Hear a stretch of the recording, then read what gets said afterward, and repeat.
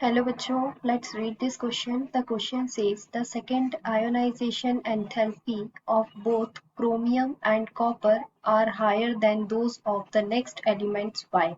इस क्वेश्चन में पूछा गया है कि सेकेंड आयोनाइजेशन एंथैल्पी क्रोमियम और कॉपर की दोनों की ही हायर होती है देन दी नेक्स्ट एलिमेंट। ठीक है, नेक्स्ट एलिमेंट से हायर होती है, तो ऐसा क्यों होता है। ठीक है, तो यहाँ हमारा की कंसेप्ट क्या हो जाएगा, ionization enthalpies of chromium and the copper. So here right the key concept of this question is ionisation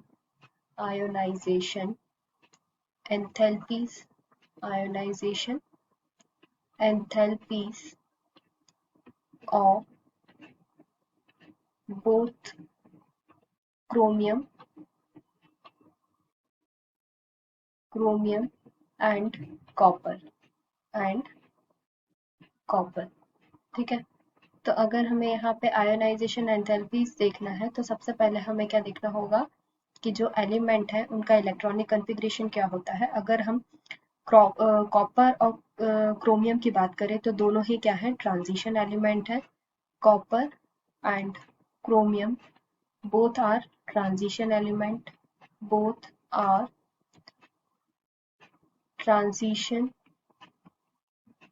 element both are transition element and the electronic configuration of chromium is chromium electronic configuration is 3d5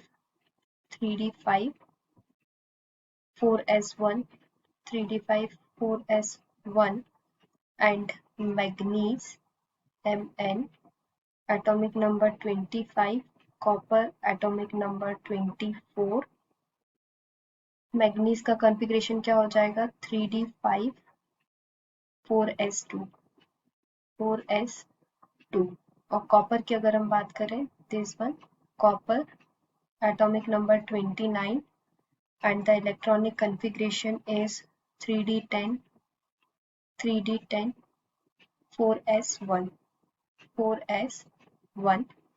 zinc Zn30 3d10 4s2।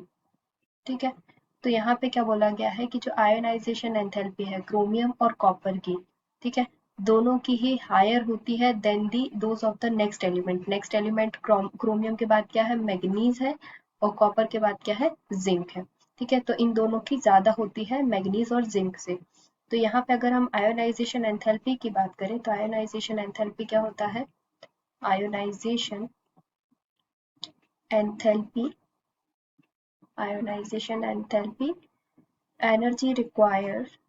energy required to remove the electron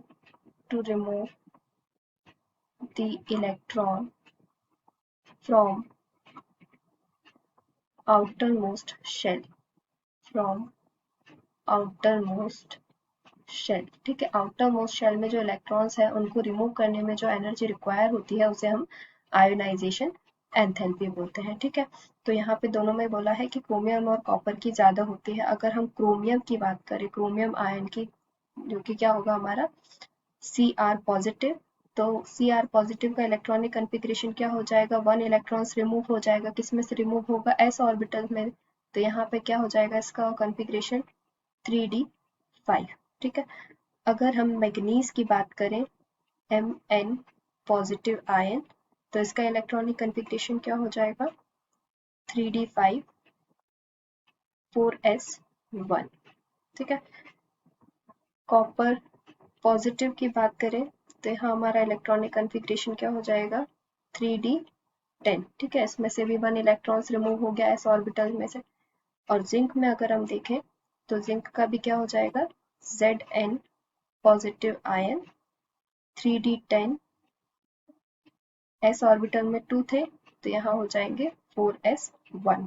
ठीक है, तो fully filled और half filled जो electron होते हैं वो क्या होते हैं, स्टेबल होते हैं। ठीक है, तो यहाँ पे हम लिखेंगे फुल्ली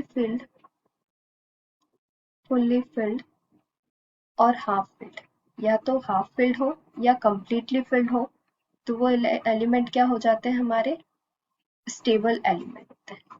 क्या होते हैं, स्टेबिलिटी शो करते हैं। ठीक है, तो जितना जो स्टेबल होंगे उनकी हाई आयोनाइजेशन, उनको हाई आयोनाइजेशन मीन्स ज्यादा एनर्जी रिक्वायर होगी इलेक्ट्रॉन्स को रिमूव करने में। ठीक है, तो यहाँ पे हम देख लेते हैं कौन सा फुल्ली फिल्ड है और कौन सा हाफ फिल्ड है।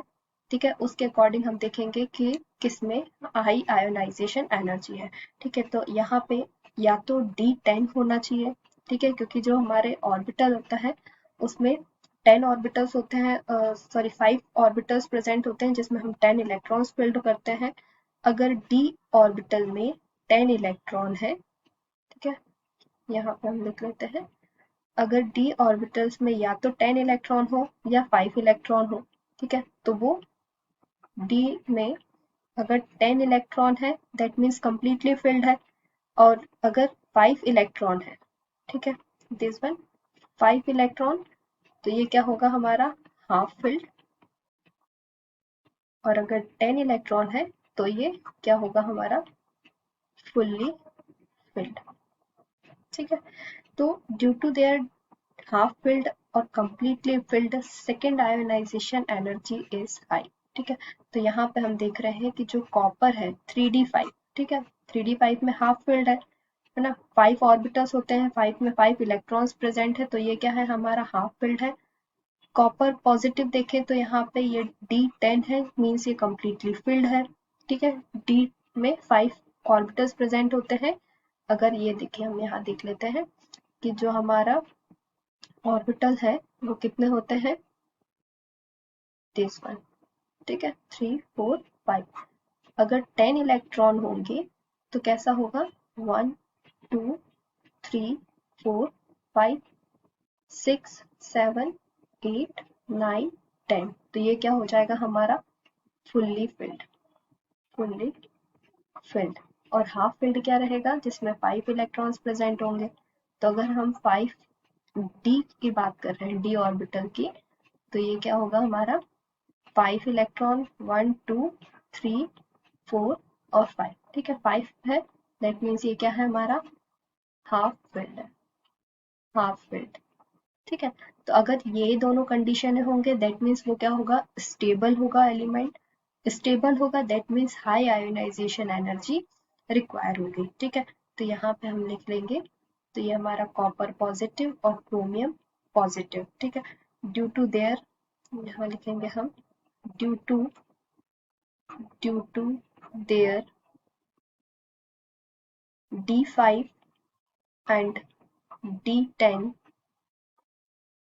electronic configuration, electronic configuration, configuration,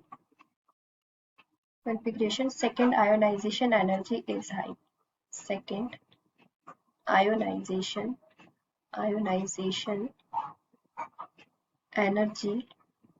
energy is high.